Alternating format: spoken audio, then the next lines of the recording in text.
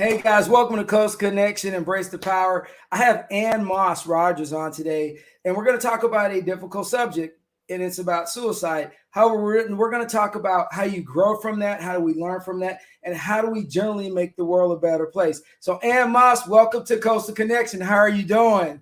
Well, thank you. I appreciate you tackling a really difficult subject and one that is, I'm very passionate about.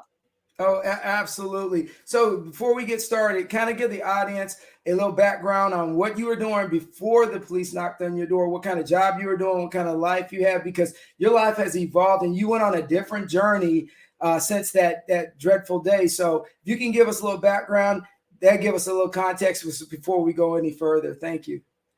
Sure. So about 2010, my youngest son, Charles Aubrey Rogers, who was the funniest, most popular kid in school, started misusing substances, and we didn't know why. And we kept, doing things like drug testing, taking away the car keys, and all the things you think about doing. And I realized that wasn't slowing him down. And I was trying also at the same time to get a diagnosis of maybe there was some kind of mental health condition underlying all of his substance misuse. Yes. Well, I didn't end up getting that diagnosis locally despite asking for it. So we kidnapped our son out of his bed and we took him to a wilderness program. And you don't do that because you've caught your kid with a beer and a joint. You do that because you think your child's life is truly at risk. And of course, he didn't love that step, and it wasn't plan A. And all this time, he was actually using drugs and alcohol to numb feelings of thoughts of suicide.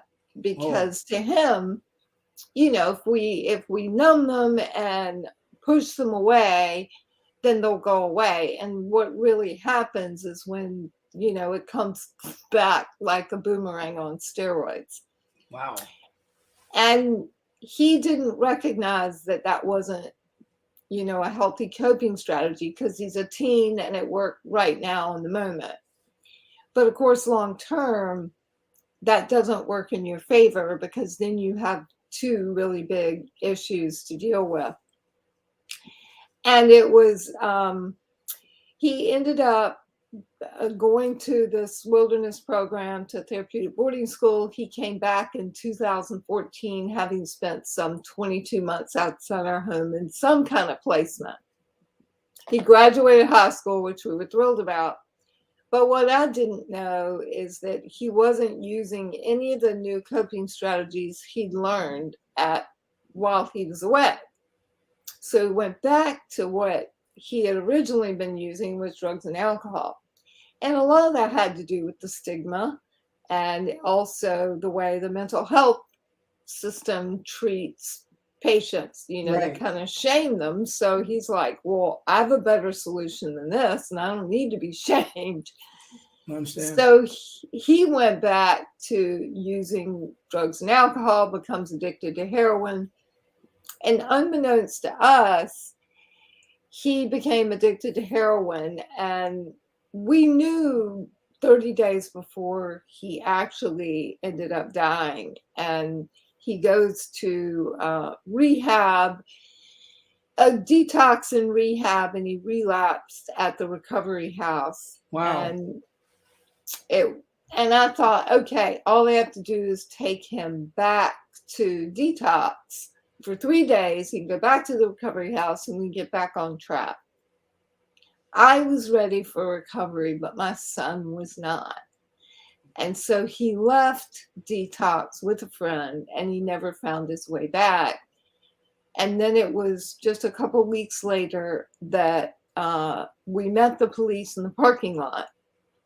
They were actually at our home and they called my husband's cell phone, and we met them in the parking lot and they delivered the news that our son had been found dead. And once we took a break from all the wailing and screaming and crying, my husband asked, how did he die? And I remember thinking that was a crazy question because I was sure he was going to say overdose, but that's not how he died. And my husband said, well, how did he die? And the policeman said it was a suicide. And the method left no question. And I just couldn't imagine that I would be such a lousy mother that my child would check out on me, or that his life was so bad that he would suicide. But a lot of that has to do with I didn't understand at that point what suicide was, what it meant, or the despair that people felt when they were in that emotional crisis. And a lot of people think of it as a choice. Right. And it's really not a choice, but something people are driven to in a moment of extreme emotional or physical pain, or both. And that has really helped me understand. So I sold the digital marketing business and decided to do this full time. And I'm a suicide prevention trainer, and I'm also a keynote speaker. And I am speaking to a military group in January about this subject, and speak to a lot of educators because of the book that Kim O'Brien and I wrote. Right. So I guess I've become something of an expert, and probably one of the things that I do that few other in the world do is that I recognize how many people search online for ways to die. And I've devised a way to capture those searches and be a person that answers those cries for help when people come to a page wondering how to kill themselves and instead post a comment or want to tell their story. And I want them to know that, and I want them to feel heard. Because Vince, that is probably the greatest gift we can offer another human being. Oh no, absolutely. And I know social economic status doesn't matter. It doesn't matter if you are well off or bad or poor. Mental health is a social problem, and COVID hasn't helped that. So I realize now and more and so that as our society, we are coping with a lot of things that we haven't really had to cope with as a society. And a lot of people have been put in situations they financially weren't in before COVID, and now their life is totally changed and upside down. And sometimes they see their self-worth not there. You know, you did a great job. I read through your book, Emotionally Naked. And I appreciate the way you exposed yourself and how you went through the process. Could you tell us a little bit about you becoming an author and trying to make sure you bring critical words out, then so that we get rid of the stigma and start dealing with the problems? So I guess after my son died and I was struggling, and I would run into people and they would cut me off mid-sentence when I would start to talk about my child. And Vince, that made me mad. I was like, you know, he was part of my life. And just because he died by suicide doesn't mean I don't want to talk about him. Right. And I wasn't ashamed of him. And so I wrote a newspaper article about my family story, and I can't say that everyone loved it. But the people who read it did, and it went viral. It did. This little tiny article of this newspaper just like went all over the world, and it had thousands and thousands of comments. And what it was is other people were reading their story in mine. They had a child who struggled with substance use disorder or mental illness or both, or they had a family member who died by suicide. I decided we needed to talk about it. And what's really funny is I'll go to a presentation and I'll start talking about it. And then people come up and they want to kind of get me off to the side and tell me their story. They don't want anybody else to hear it. And they want to whisper it. And that's so ironic to me because I've just been on stage, you know, telling our story. But it's a process. It is. And many times that's the first time anybody's ever talked about it. And if they make that first step, then they can start to feel empowered to tell that story without being ashamed of their loved one, because their loved one struggled with maybe substance use disorder, maybe a mental health condition, maybe a traumatic event. Because nobody dies by suicide because they're getting a divorce. That can be a trigger or a last straw, but there are multiple other reasons that have been going on in this person's life, like you mentioned a minute ago. A change in financial status, a wife that leaves, maybe at the same time they've gotten a diagnosis, or they've been demoted at work. So it's kind of this perfect storm that creates this vulnerable situation. And if the person doesn't really have a toolbox of really good coping strategies or feel that they can reach out, sometimes they will take their life because they have the means to do so. And so we need to start recognizing those invitations and start listening to people more, not fixing it. Because when we listen to people who are suicidal, we need to listen and say things like, tell me more. How long have you felt this way? I'm so sorry you feel this way. Meet them where they are in their pain, instead of, you have so much to live for. Oh, we're so tempted to fix it and say things like that, because that's how we see them, right? You know? Right. You know, but, I'm sorry. But that's not the space they're in at that moment.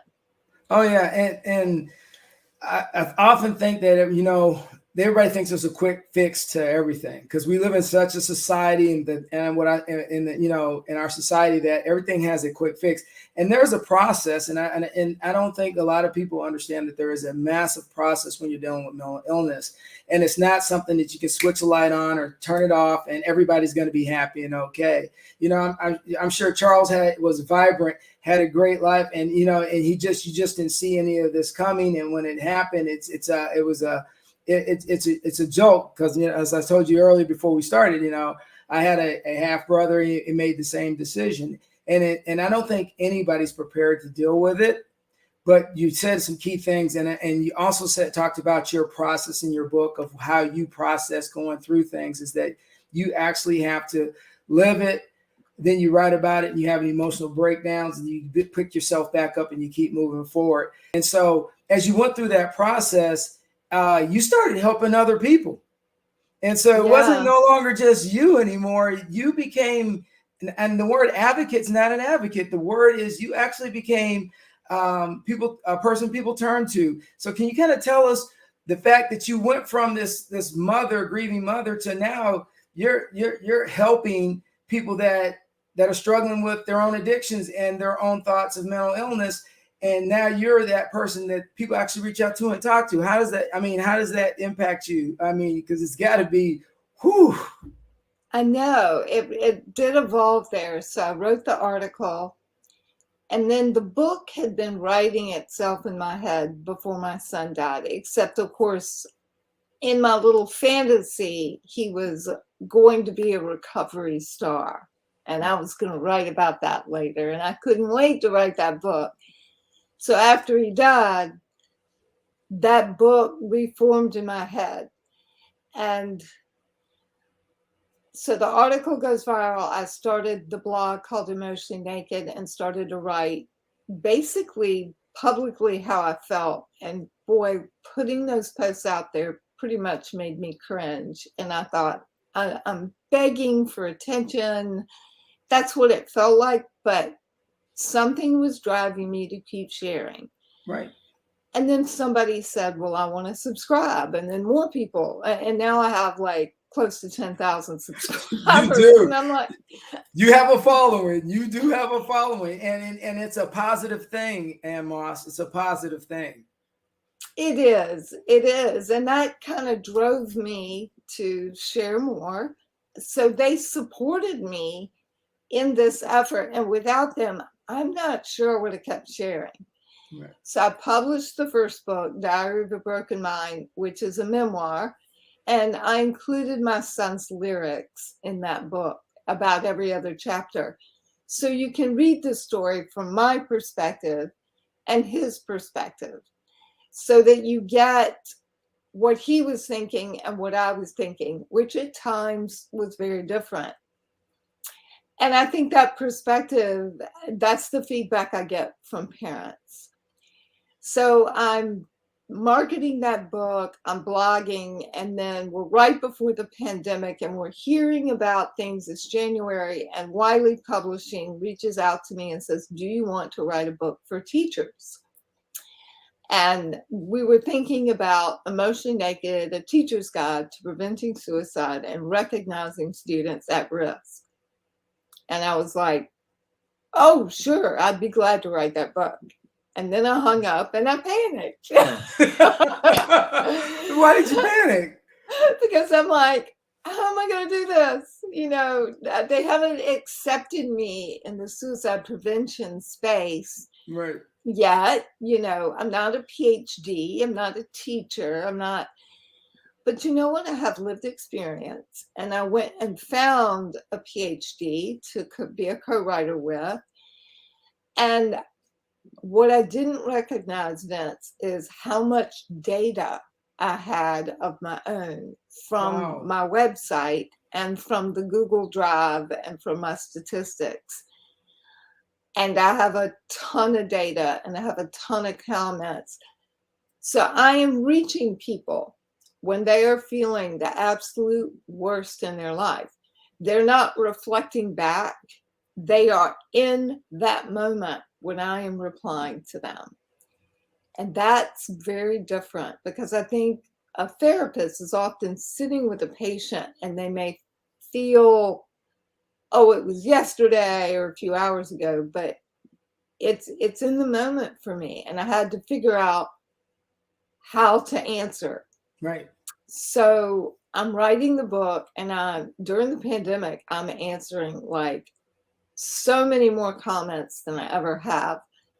But what I kept finding out is that in this vast and uncaring world, just hearing one person respond and say, I hear you, I'm listening, keep talking, has a profound effect on people.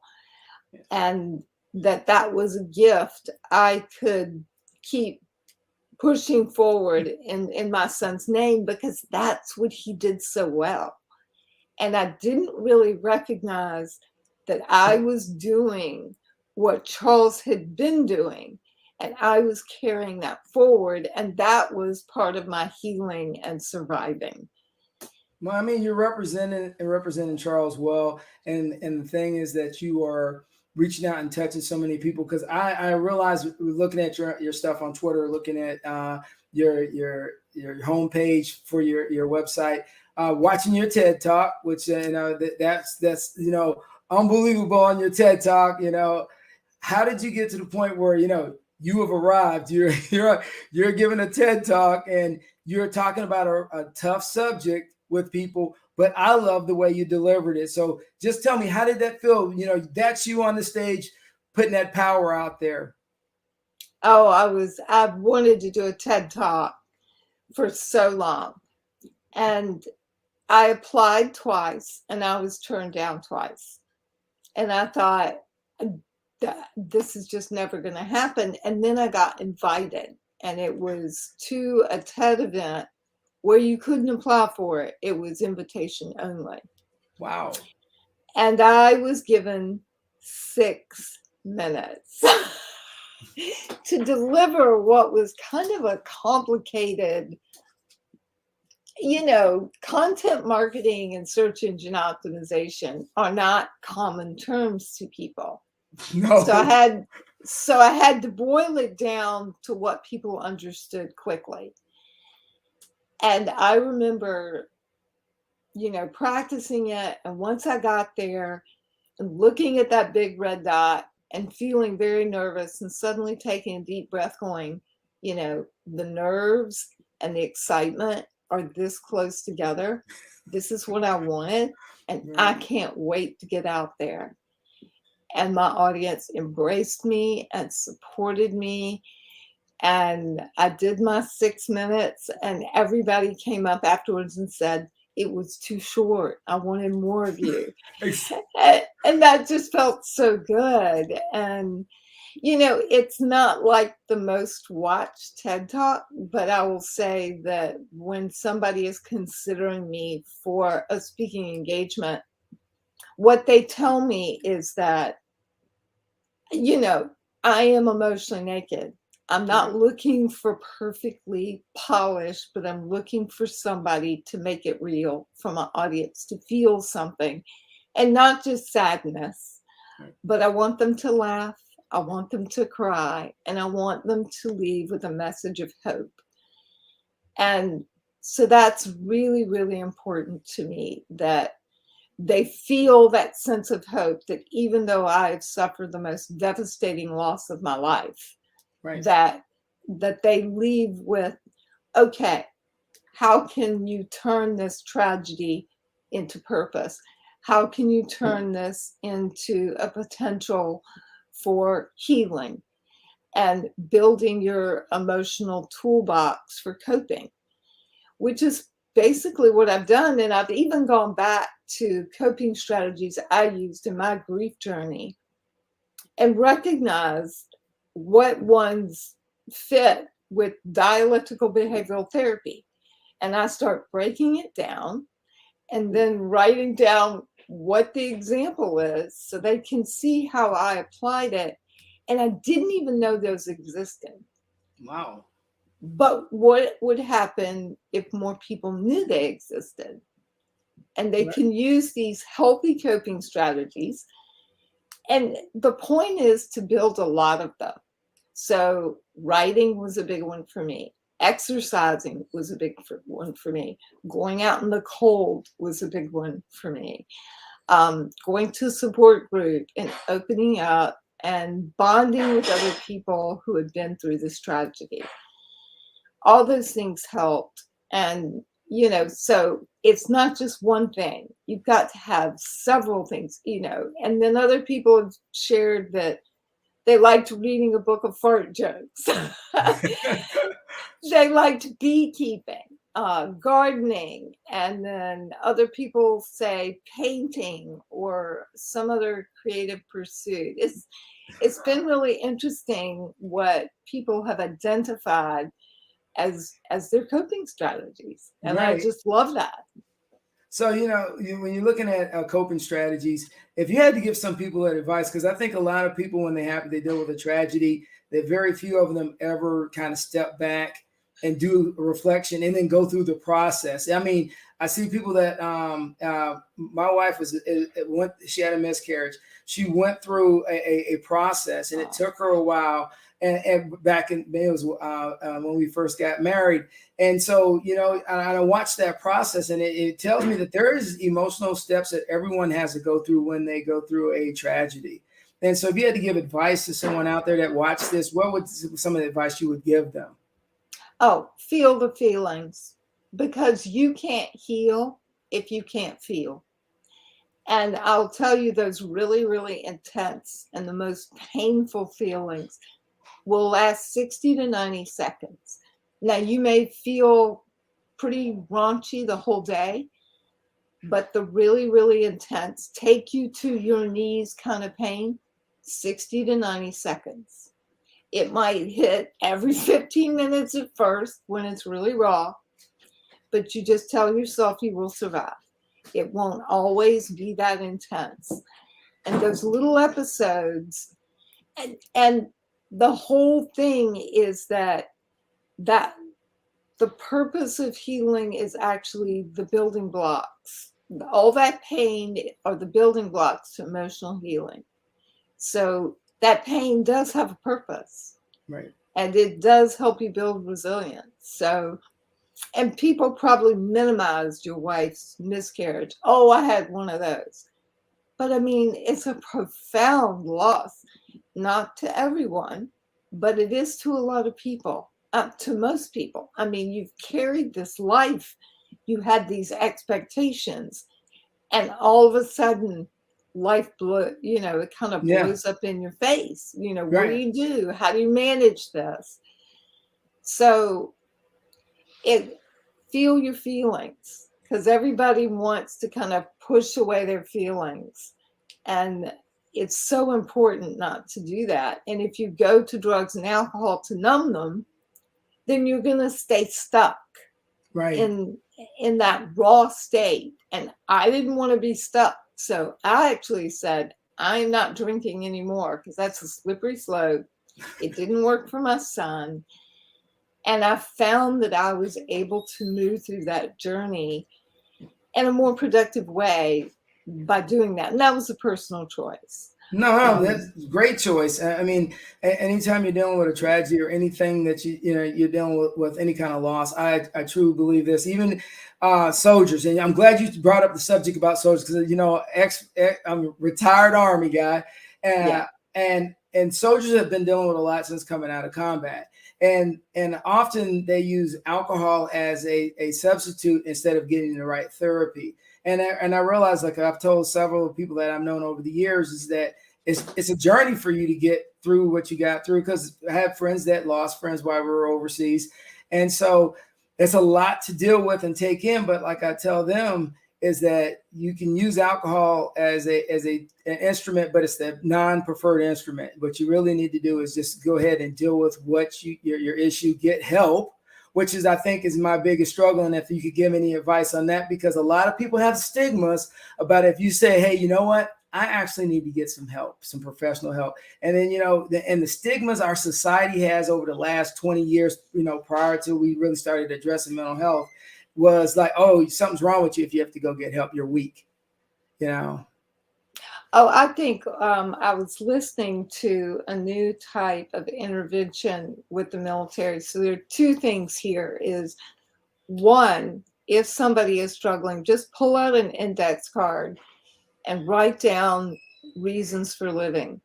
And if you can't think of that right away, that's okay. On the other side of that index card, write out who you would reach out to or feel that you could speak to in a moment of crisis, or even leading up to a crisis. Let's say you're going through a divorce. I mean, that's crushing blow. Right. Who could you talk to so that you can avoid getting to crisis?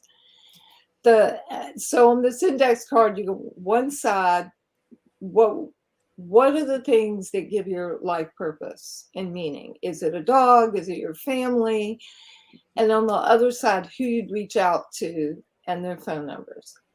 Right. The second thing is to think about means safety. And what I mean by that is that we lose a lot of veterans and active duty service members because they have access to firearms. And firearms are highly lethal ways to die by suicide. And 65% of all deaths by firearm are suicides. They're not homicides, they're not home invasions. No, you're absolutely right. So how can we support each other, especially service members, when we see that they are in emotional crisis? Maybe we say, well, I tell you what, you keep your weapon, but maybe for right now, you give me your firing pin. Right. Until this is all blown over. So you want to address that means safety, but even before, you say get help. And then figure out, okay, they're not going to do that. Maybe they'll put it in a biometric safe. Maybe they'll put pictures of their loved ones. As soon as they open the box, they see members of their family on top of their firearm. Maybe that would make them hesitate. Right. Maybe that friend could lock it in the trunk of their car temporarily. So figure out between the two friends what that person is willing to do to remove the means, because what happens is when you're in that moment of suicidality, you're going to grab to the thing that's going to make that pain stop.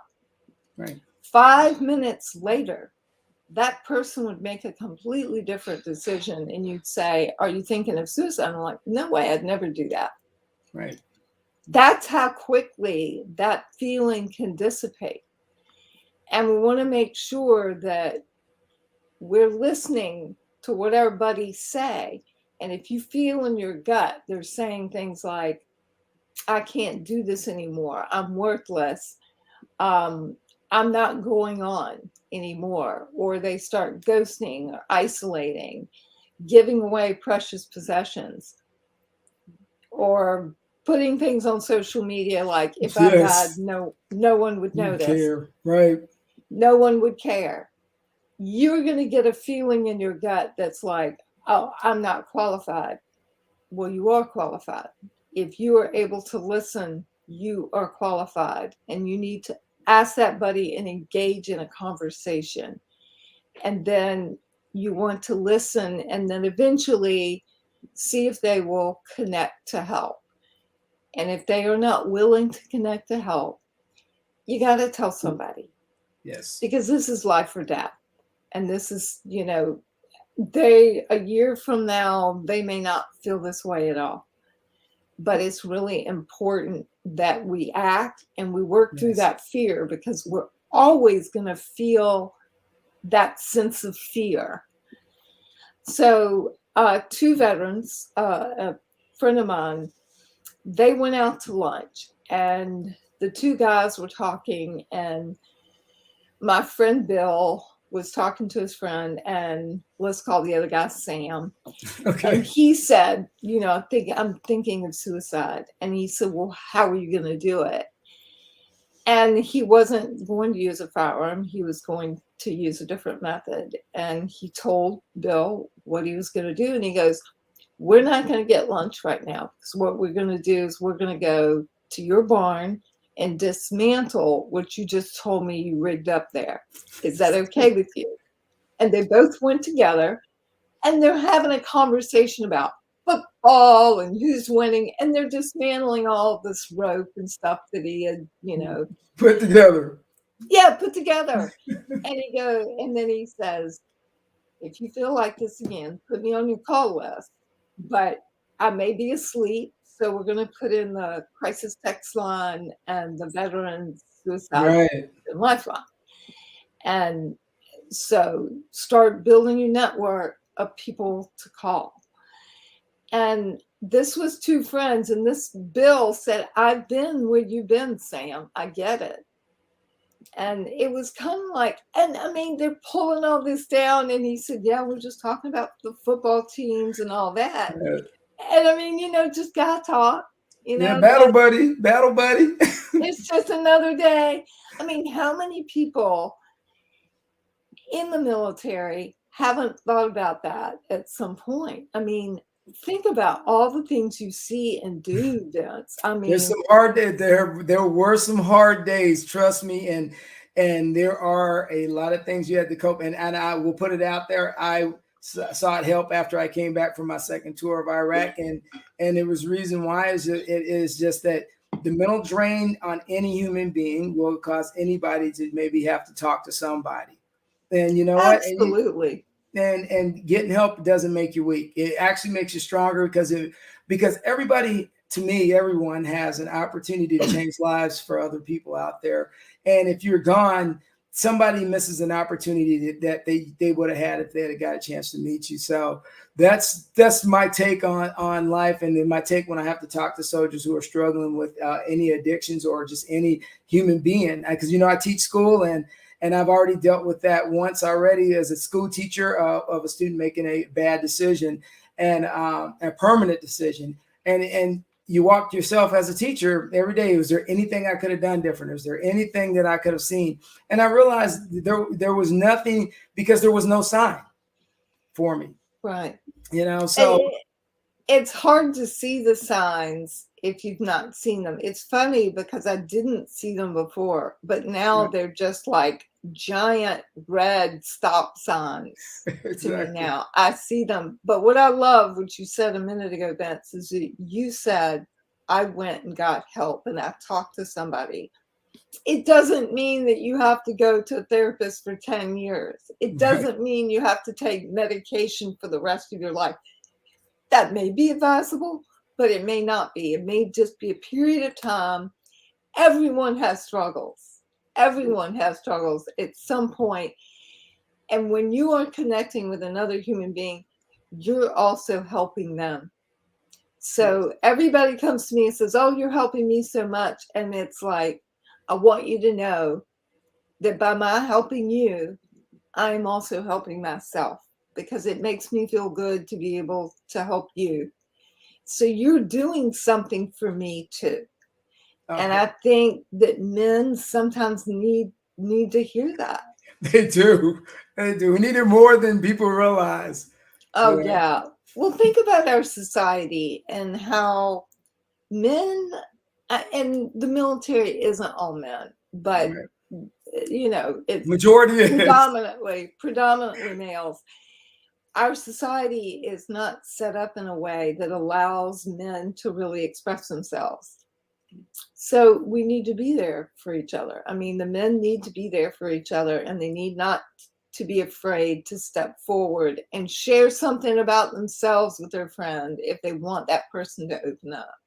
Oh, yes. And so, Ann Moss, well, we run out of time, but guess what? You have more than 6 minutes.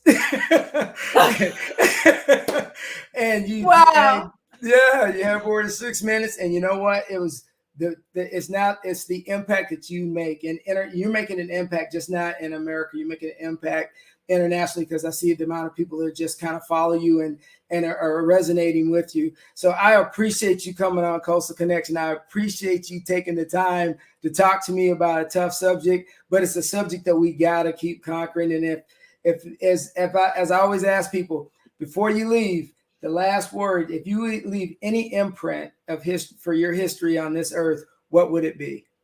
Just listen. Really, don't try to fix. Really, really sit down and listen to another human being and let them know that you're sitting with them in their pain. Awesome. So thank you so much, Ann Moss. Many hugs to you. Happy holiday season, and hopefully a happy new year. And we'll talk to you soon, because you know what?